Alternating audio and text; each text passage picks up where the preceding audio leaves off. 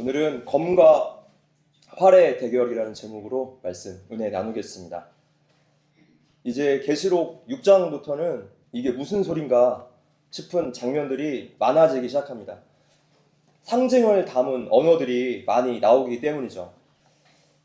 본래 요한계시록은 소아시아에 있는 7교회에게 보낸 편지이기 때문에 성도들이 알아듣지도 못할 내용을 편지에 쓸 리가 없습니다. 사도 요한은 반모섬에 유배된 처지였기 때문에 로마 군인들이 알아보지 못하도록 상징을 많이 담았지만 성도들은 잘 알아들을 수 있었습니다. 남들에게는 암호와 같이 여겨졌을 수도 있겠지만 당시 로마의 문화와 또 구약적인 배경 지식을 알고 있는 성도들은 충분히 알아들을 수 있었습니다. 그래서 우리도 헬라 문화와 또 구약 성경의 배경들을 함께 찾아보면서 요한계시록을 봐야 합니다. 이미 소아시아 7교회를 다루면서 로마 그리스 문화를 우리가 많이 배경들을 설명을 했기 때문에 배경 지식의 필요성이 성경을 해석하는 데 있어서 너무나 중요하다라는 사실을 아실 것입니다. 계시록의 구조를 보면 7교회에 대한 예수님의 평가가 나왔고 그리고 천상의 예배 장면이 나왔습니다. 오늘 본문은 7개의 인 중에 첫 번째 인을 떼는 장면입니다. 그렇게 7번째 인을 떼며 7 나팔이 등장하고 또 7 나팔이 끝나며 이어서 7 대접이 등장하죠. 그림으로 보시면 7째 인이 풀리면서 제일 아래 칸입니다. 7째 인이 풀리면서 그 안에 7 나팔이 들어있고 또 7번째 나팔이 풀리면서 7 대접의 재앙이 이 그림처럼 겹쳐서 이렇게 하나의 패키지로 등장하고 있습니다. 그 이후에 바벨론에 대한 이야기가 나오는데 그 당시로서 바벨론은 로마 제국을 비유한다고 보시면 됩니다. 바벨론 제국이 멸망하고 또 이어서 어린 양의 혼인잔치가 이루어지면 천년 왕국의 이야기로 마무리가 되면서 드디어 새하늘과 새 땅의 풍경이 자세히 묘사되죠. 마지막으로 아멘 주 예수여 오시옵소서. 자, 이것이 계시록의 전체 줄거리입니다. 7교회, 천상의 예배, 7인, 7 나팔, 7 대접, 그리고 바벨론의 멸망, 어린 양의 혼인잔치, 천년 왕국, 또 새하늘과 새 땅, 마라나타. 이것이 큰 줄거리입니다. 자, 본문에서부터 말세가 되면 어떠한 재난들이 세상에 임할 것인가 우리에게 알려주고 있습니다. 우리가 이것을 듣고 깨닫고 공부함으로써 오늘이라는 현실에서 철저하게 그리스도의 신부로서 준비하고 또 그 믿음을 견고케 하라는 목적입니다. 왜냐하면 말세가 되면 될수록 거짓과 속임수 또 미혹이 가득하기 때문입니다. 마태복음 24장에서 예수님께서 마지막 날의 징조를 말씀하실 때 재난의 시작에 대해서 말씀하십니다. 같이 읽어볼까요? 시작! 예수께서 너희가 사람의 미혹을 받지 않도록 주의하라. 많은 사람이 내 이름으로 와서 이르되 나는 그리스도라 하여 많은 사람을 미혹하리라. 6절 난리와 소문을 들으나 너희는 삼가 두려워하지 말라.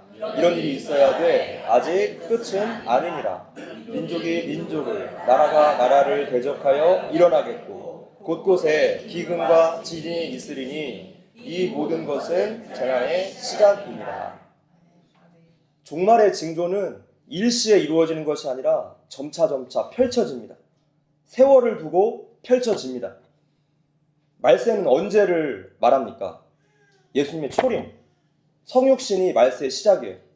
그렇다면 종말은 예수님께서 다시 오시는 재림의 그 마지막 날입니다. 마지막 날이 가까울수록 예언된 재앙들이 횟수가 더 빈번해지고 그 정도가 심해질 것입니다. 우리가 사는 시대는 종말의 징조들이 이미 시작이 되었지만 아직 최후의 심판은 오지 않았습니다.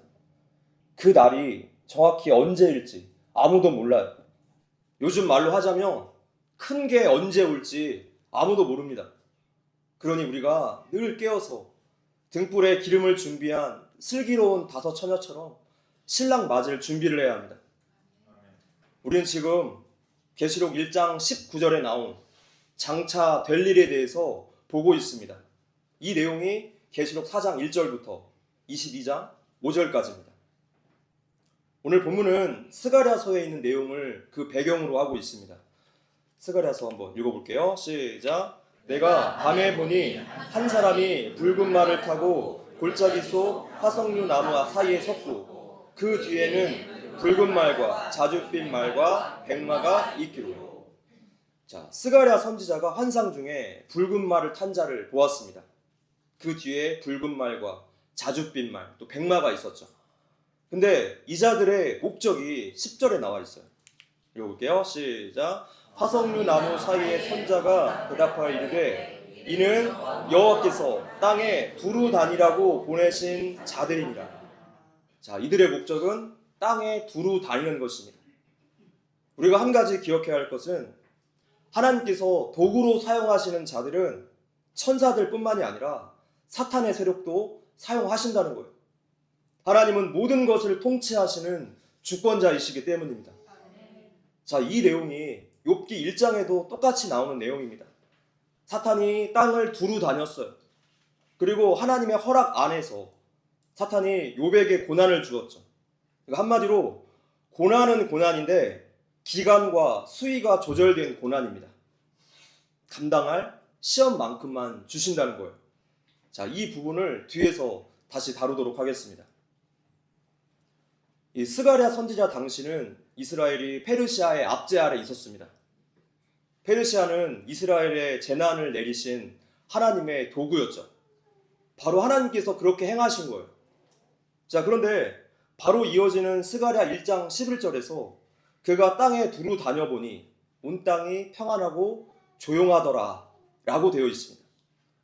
지금 이스라엘이 페르시아의 압제 아래에 있는데 땅이 평안하고 조용하면 앞으로도 계속 이렇게 압제 속에서 지내야 한다는 말입니까? 그래서 하나님 도대체 언제까지입니까? 저희들이 고난 중에 있는 것이 벌써 70년이 되었습니다 라고 부르짖어요. 그랬더니 하나님께서 알았다. 내가 예루살렘을 회복시켜 주겠다. 그리고 예루살렘을 박해한 나라들을 벌하겠다 라고 말씀하세요. 그래서 오늘 본문은 지금 이러한 스가랴서의 내용, 세상 역사에 간섭하시고 통치하시는 역사의 주관자이신 하나님에 대한 말씀을 이 소아시아 성도들이 알고 보낸 편지라는 것이죠. 상징이 가득 들어있지만 그들은 충분히 잘 알아듣고 있습니다. 하나님이 통치하시니 상황 보지 말고 오직 하나님께만 소망을 두라는 것이죠. 자, 이제 본문을 보겠습니다.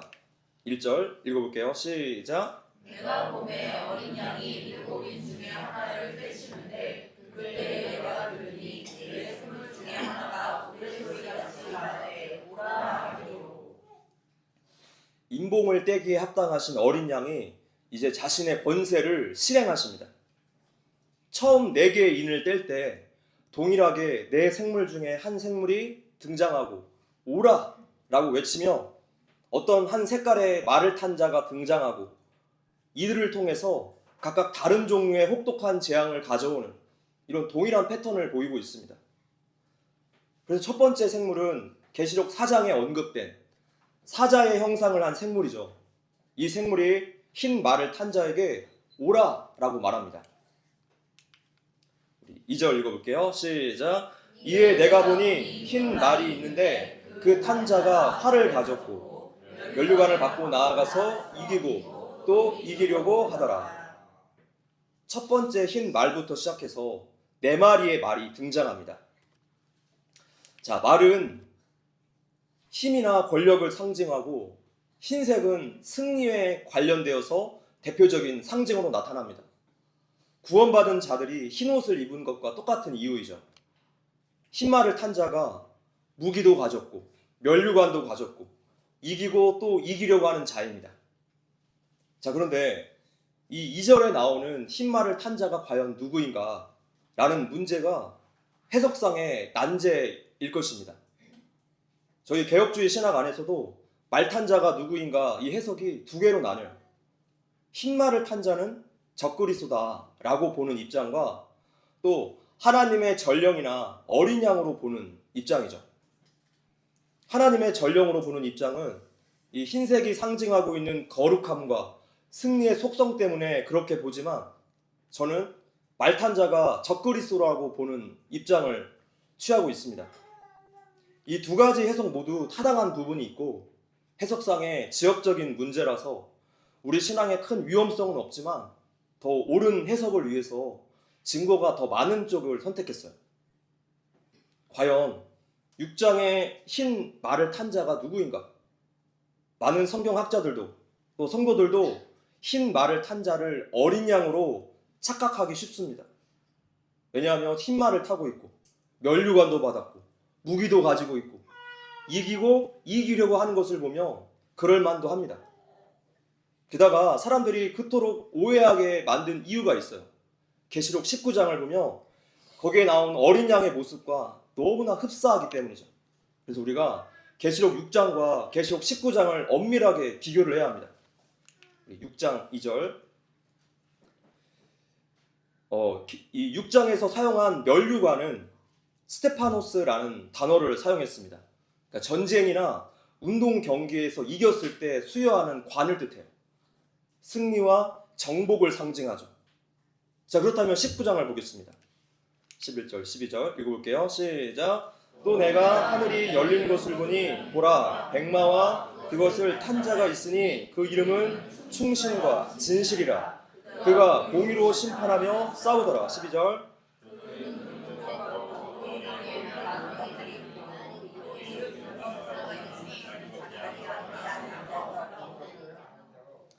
자, 19장에 나오는 관은 디아데마타라는 단어를 사용했고 왕권을 뜻해요.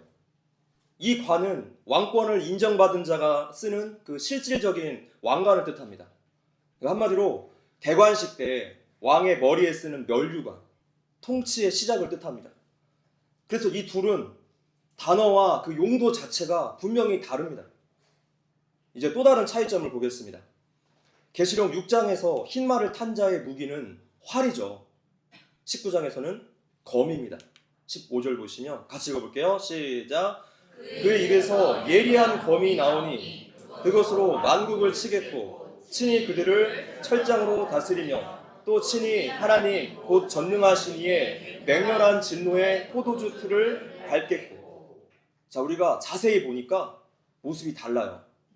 백마를 타긴 탔는데 무기가 다릅니다.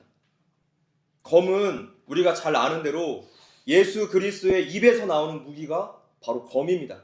하나님의 말씀이죠. 성경은 하나님의 말씀을 진리의 검이라고 표현했어요. 예수님은 말씀의 검을 가지신 분이시고 본문의 흰 말을 탄 자는 활을 가지고 있습니다. 자, 그렇다면 성경에서 활은 어떠한 의미인가? 우리가 이것을 찾아봐야 합니다. 에스겔서 말씀 읽어볼게요. 시작. 그러므로 인자야, 너는 고객에게 예언하여 이르기를 주 여호와께서 이같이 말씀하시되 루스와 메섹과 두바랑 고가 내가 너를 대적하여 너를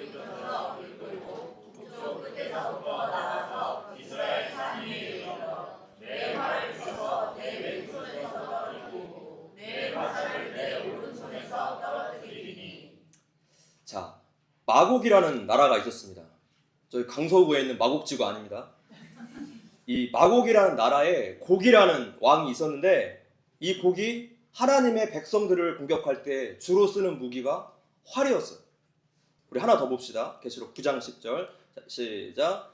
또 정갈과 같은 꼬리와 쏘는 살이 있어 그 꼬리에는 5달 동안 사람들을 해하는 번새가 있더라. 자, 여기에서 정갈은 하나님을 대적하는 적그리스도의 세력을 상징하고 있습니다. 자, 그런데 이 세력이 무슨 무기를 씁니까? 활이에요. 그래서 활을 쓰는 자는 성경에서 부정적인 의미를 가지고 있습니다. 또 한 가지, 문화적인 배경에서 활이 적그리스도의 무기라는 사실에 쐐기를 박는 장면이 바로 그 다음 절에 나옵니다. 11절 읽어볼게요. 시작. 그들에게 왕이 있으니 무적행의 사자라. 히브리어로는 그 이름이 아바돈이요 헬라어로는 그 이름이 아볼루온이더라. 아볼루온. 자, 이것은 그리스 신화에 나오는 아폴로 신을 가리키고 있습니다. 지금 요한계시록의 시대 상황이 그리스 로마 문화 속에 있기 때문에 그 배경 지식에서 그리스 신화가 나오는 것은 결코 이상한 일이 아닙니다. 지금 소아시아 전체가 각종 그리스 신전들이 즐비했죠. 자, 그러나 놀랍게도 그리스 신화에서 아폴로의 무기가 활입니다. 로마 사람들은 아폴로를 태양, 또 의술, 궁술을 관장하는 신이라고 믿었습니다. 그래서 아폴로 그 조각상을 보며 활을 들고 있어요. 제가 인터넷으로 찾아보니까 그 조각상들이 다 나체로 되어 있어서 사진으로는 준비하지 않았습니다. 자, 그래서 그리스 로마 문화에 사는 이 로마의 황제들이 늘 활을 지니고 다녔습니다. 자기 자신을 신적인 존재로 백성들에게 쇠뇌를 시키기 위해서죠. 그때는 황제 숭배 사상이 만연한 시대였기 때문에 지금 이러한 점을 도구로서 이용한 것입니다. 말세에는 너무나 미혹이 많고 혼탁하기 때문에 결국 이 말씀의 검을 붙잡고 서는가 못 서는가, 즉 말씀의 진리, 참과 거짓의 싸움이에요. 지난 수요 교국 기도회 때도 말씀을 드렸지만 하나님을 대적하는 좌파 세계관은 온통 거짓 투성입니다. 하나님 없이도 인간들끼리 행복하게 잘 살 수 있다. 자꾸만 사람들에게 유토피아로 희망 고문을 하죠. 곧 공산주의가 그렇지 않습니까? 부의 평등한 분배를 외치면서도 정작 지배계층은 엄청난 부를 뒤에다 쌓아놓습니다. 사유재산을 인정하지 않고 피지배계층만 가난해질 뿐이죠. 법치사회가 아니기 때문에 부정부패, 또 비리는 모든 공산주의 사회의 특징이에요. 그래서 공산화되어 가는 나라나 이미 공산 독재화가 된 모든 국가는 반드시 부정선거를 합니다. 인간의 죄된 본성을 인정하지 않기 때문에 그들은 법치를 할 수가 없어요. 자유민주주의 체제의 인간론이 무엇입니까? 바로 우리 성경에 기반을 하고 있기 때문에 인간의 죄성을 인정해요. 그래서 자연히 법이 필요합니다. 법치주의가 세워지는 거예요. 반면에 공산주의는 어떻습니까? 공산당의 입맛에 맞게끔 국민들을 강압적으로 통제할 뿐입니다. 몇 주 전에 이익공유제라는 이름으로 삼성의 초과 수익금 국민 배당을 정부가 아무렇지도 않게 요구해서 사회에 크게 논란이 된 적이 있었습니다. 지금 기업의 이익을 정부가 강제로 빼앗아가는 사회는 공산주의 사회밖에 없어요. 표현의 자유, 집회 결사의 자유, 또 거주 이전의 자유, 종교의 자유가 제한을 받고 또 실제로도 처벌을 받고 있는 현실인데도 자유민주주의 체제가 여전히 잘 작동하고 있다라고 믿는 사람들이 너무나 많다는 것이죠. 지금 정부와 여당이 한 기업을 대놓고 불매운동하고 있습니다. 스타벅스 불매운동이죠. 이제 우리가 마시는 음료수까지도 통제를 하려고 합니다. 이것도 모자라서 법무부가 대검찰청에 스타벅스 구매자를 색출하라 지시했다고 합니다. 여러분 살면서 이런 일을 보신 적 있으십니까? 이상한 것을 이상하게 못 여긴다는 것은 내가 그만큼 미혹되었다는 뜻일 거예요. 무엇으로? 공산주의로. 하나님을 대적하는 적 그리스도의 사상인 공산주의와 종교 통합 운동이 교회 안에까지 침투해 들어와 있습니다. 교회들이 지금 아무 말도 안 하는 것 보십시오. 이것이 정상입니까? 빛과 어둠은 도무지 같이 할 수가 없는데 교회가 공산주의와 종교 통합 운동을 반대하지 않는다는 것은 이미 미혹되었다는 증거일 거예요. 성도들은 세계관, 사상을 분별해야 하고 말씀과 믿음을 분별해야 합니다.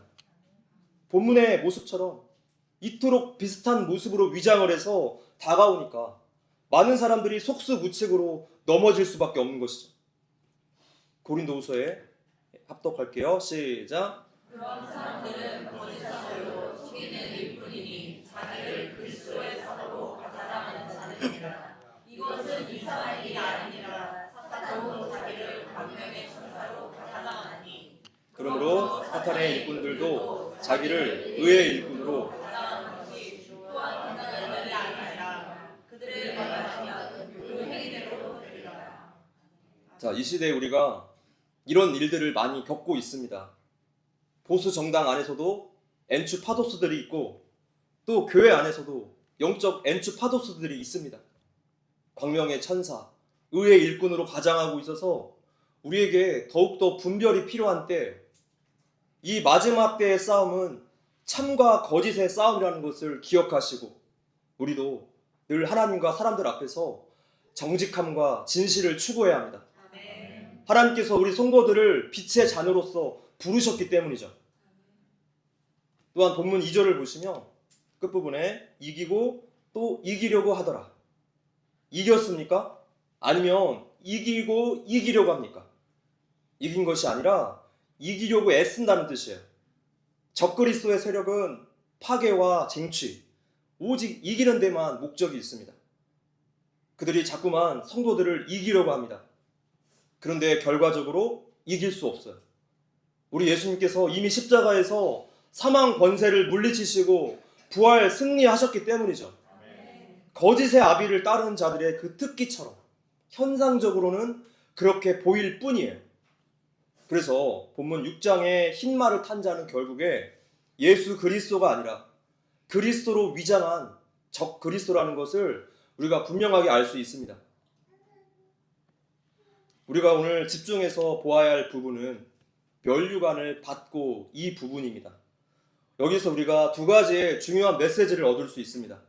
바로 성도들의 입장과 또 적그리스도의 입장에서 면류관을 받는다는 것이 무엇인가, 우리가 두 가지의 메시지를 얻을 수 있습니다. 자, 먼저 성도들의 입장에서 면류관을 받는다는 것은, 구원의 면류관은 이 승리가 하나님에 의해서 주어진 것임을 말씀해요. 그렇습니다. 구원은 어떠한 것입니까? 우리가 받는 거예요. 내가 성취하고 이룬 것이 아니고 받은 것이기 때문에 구원이 취소되거나 중도 이탈할 수 없다는 것입니다. 구원이 성도의 행위 여하에 따라서 중도 이탈한다는 그 개념 자체가 이 구원에 대해서 인간의 공로를 껴넣은 인본주의적인 생각이에요. 구원은 전적인 하나님의 은혜이고 선물입니다. 그래서 한 번 구원은 영원한 구원이에요. 구원의 취소라고 하는 생각은 그 완벽하시고 완전하신 하나님을 불완전하고 실패하고 후회를 남기는 하나님으로 그분의 속성 자체를 바꿔버리는 지극히 신성 모독적인 사고 방식인 것입니다. 조직신학의 신론에서 보며 하나님의 속성에 대해서 우리가 배웁니다. 그 속성 중에 불변성이라는 것이 있어요. 불변성. 하나님은 완전하신 분이시라서 그분의 본질과 그분의 뜻과 그분이 약속하신 일에 있어서 변하지 않는다는 뜻입니다. 어제나 오늘이나 영원토록 동일하신 분이세요. 자, 그런데 사람의 행위에 따라서 그 구원이 취소된다면 하나님의 이 불변성이 깨어지게 되는 거예요. 자, 이렇게 구원론이 잘못되며 신론, 인간론, 성령론, 종말론까지 모두 다 도미노처럼 그렇게 오류가 발생하고 영향을 미칠 수밖에 없습니다. 특히 성령론은 성도 안에 계신 성령님께서 신자들의 구원에 대해서 어떻게 역사하시고 이루어 가시는가, 이거에 대한 내용인데, 웨스터민스터 소요리 문답 31문은 이렇게 묻고 대답합니다. 여러분들 신앙생활 하면서 처음 들어보는 분들도 계실 거예요. 바로 효과적 부르심이라는 용어예요. 31문에 보면 효과적 부르심이란 무엇인가요?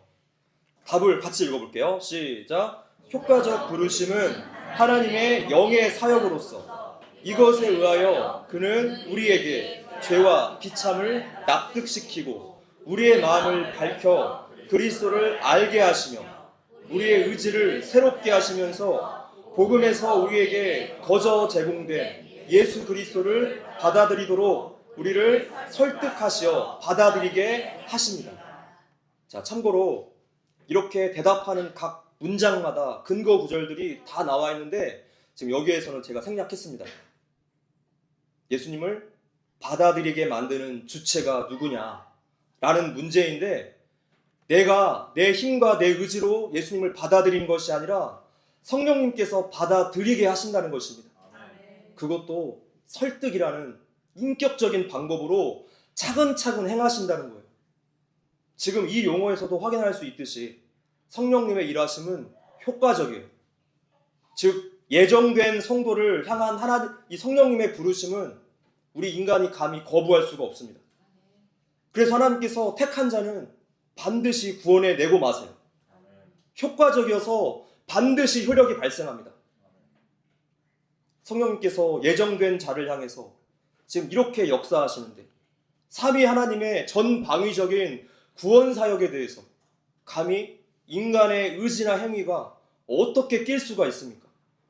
그래서 개혁주의 입장에서 구원의 이탈이란 인본주의적인 교만 그 자체예요. 하나님의 주권을 넘보는 행위이죠. 우리가 이 점을 기억하고 구원론부터 확실히 세워야 합니다. 지금은 미혹의 때입니다. 요한 1서 말씀 같이 읽어볼게요. 시작. 사랑하는 자들아, 영을 다 믿지 말고 오직 영들이 하나님께 속하였나 분별하라. 많은 거짓 선지자가 세상에 나와가니라. 이로써 너희가 하나님의 영을 알지 곧 예수 그리스도께서 육체로 오신 것을 시인하는 영마다 하나님께 속한 것이요. 3절 예수를 시인하지 아니하는 영마다 하나님께 속한 것이 아니니 이것이 곧 적그리스도의 영이니라. 오리라 한 말을 너희가 들었거니와 지금 벌써 세상에 있느니라. 적그리스도는 너무나 비슷한 모습으로 위장되어 있습니다. 예전에는 요한계시록을 설교할 때 이단들의 잘못된 해석들을 많이 비교했었습니다. 요한계시록에서 이단들이 그만큼 많이 나왔기 때문이죠. 그런데 지금은 이단이고 정통교회고 간에 더 이상 아무런 의미가 없게 되었어요. 정통교회라는 모습을 가지고 있으면서도 하나님을 대적하는 일들이 교회 안에서 너무나 많이 나타나기 때문이죠. 또한 갑자기 이 구원론의 문제까지 지금 이러한 타이밍에 보수교회 안에서조차 왜 불거져 나왔을까요? 하나님의 타이밍에 우연이란 없습니다. 지금은 알곡과 쭉정이를 구별하는 때, 분별의 때이기 때문이죠. 사도 바울은 디모데후서 2장 15절에서 너희가 진리의 말씀을 옳게 분별하라 라고 말씀했어요. 다 똑같은 말씀이 아닙니다. 말씀을 옳게 분별하라 말씀하셨어요.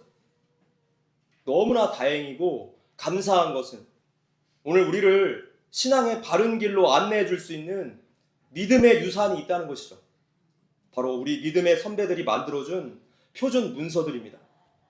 그래서 우리는 이런 신앙 고백서를 가지고 열심히 교리 공부를 해야 돼요. 이 과정을 거치지 않으면 다 혼합되고 다 섞이게 됩니다. 오늘날 한국교회의 모습이 이렇게 된 것은 바로 큰 이유가 여기에 있어요. 성경이 말씀하는 기준을 가르치지 않아서 모르기 때문이죠. 오늘 오후 시간에 왜 교리 교육이 중요하고 그 어떤 신앙 교육보다 왜 이것이 가장 안전한가, 그것을 말씀드리겠습니다. 진리의 말씀을 분별하십시오. 진리는 결국 승리합니다. 두 번째, 이 적그리스도의 입장에서 면류관을 받았다라는 것은 악의 활동 또한 하나님의 허락하심과 통치 안에 있다는 뜻이에요. 오늘 본문 2절에 나온 적그리스도는 하나님께로 받은 그 면류관을 받았어요. 즉 활동의 기간도 그의 수위도 하나님의 통제를 받는다는 뜻입니다. 열왕기상 22장에서 아합 왕이 죽는 장면을 한번 보십시오.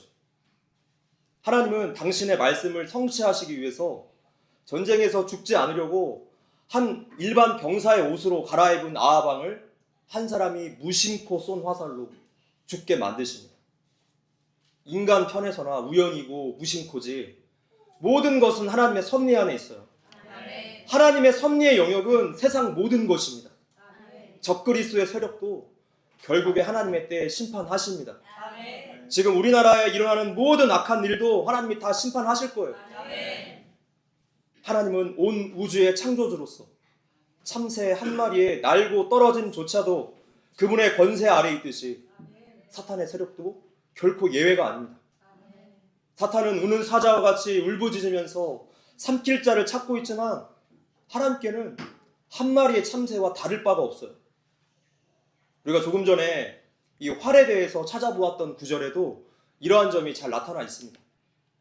같이 읽어볼게요. 시작. 또 정갈과 같은 꼬리와 쏘는 살이 있어 그 꼬리에는 5달 동안 사람들을 해하는 권세가 있더라. 5달 동안이라는 것은 이 사탄의 공격이 한시적이라는 뜻이에요.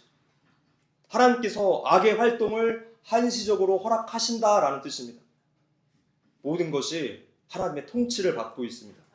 온 우주에서 하나님만 참신이시고 유일한 왕이십니다.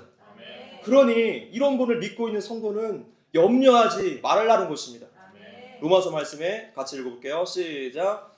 내가 확신하노니 사망이나 생명이나 천사들이나 권세자들이나 현재일이나 장래일이나 능력이나 높음이나 깊음이나 다른 어떤 피조물이라도 우리를 우리 주 그리스도 예수 안에 있는 하나님의 사랑에서 끊을 수 없으리라. 아멘. 이러한 하나님의 주권과 허락과 통치하심, 십자가의 승리 때문에 그래서 사탄은 하나님의 사랑에서 성도를 끊을 수 없는 거예요. 구원이 중도에서 취소될 수가 없는 것이고 고난도 내가 감당할 수 있는 시험만 주시는 것입니다. 하나님이 내 인생과 온 세상을 완벽하게 통제하고 계시기 때문이에요. 하나님의 주권은 온 우주 만물에 미칩니다. 할렐루야. 자, 이렇게 이 광대하신 분 앞에서 오늘 우리의 오해들, 불평과 염려들이 얼마나 부질없는 일인가, 이러한 생각이 절로 들어요. 성도 여러분, 하나님을 하나님으로 대우하십시오. 그분께 온전한 경외를 드리십시오. 할렐루야. 말씀을 마치겠습니다. 말씀의 검과 적그리스도의 활의 대결의 결과는 검이 이깁니다. 진리의 말씀이 항상 이깁니다. 본문의 표현대로라면 세상은 늘 검과 활의 대결이 이루어지고 있어요. 하나님을 인정하고 말씀의 검인 진리 위에 서는 신본주의적 삶인가, 아니면 하나님을 대적하고 거짓의 아비를 따르는 활의 추종자들, 인본주의적 삶인가. 우리가 사는 세상은 이렇게 정확하게 이분됩니다. 광명의 천사로 위장해서 혼탁한 이때에 우리가 더욱더 분별해야 할 것입니다. 힘써 하나님을 배우시고 날마다 은혜의 자리에 머무르십시오. 성령님의 도우심을 구하면서 영적 분별력을 더욱 날카롭게 세워야 할 것입니다.